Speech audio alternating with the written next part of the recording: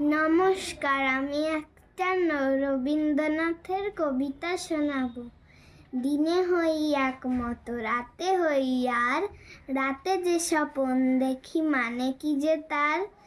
আমাকে ধরিতে যেই এলো ছোট কাকা, স্বপনে গেলাম উড়ে মেলে দিয়ে পাখা।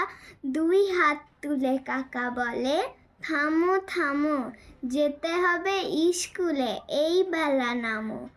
আমি বলি, কাকা মিছে করো চেঁচামেচি, আকাশেতে উঠে আমি মেঘ হয়ে গেছি।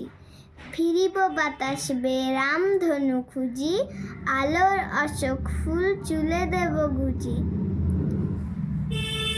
সাত সাগরের পারে পারিজাত বনে, জল দিতে চলে যাব আপনার মনে। যেমনি এ কথা বলা অমনি হঠাৎ কর কর রবে বাজ, ভয়ে মেলে দিল দাঁত।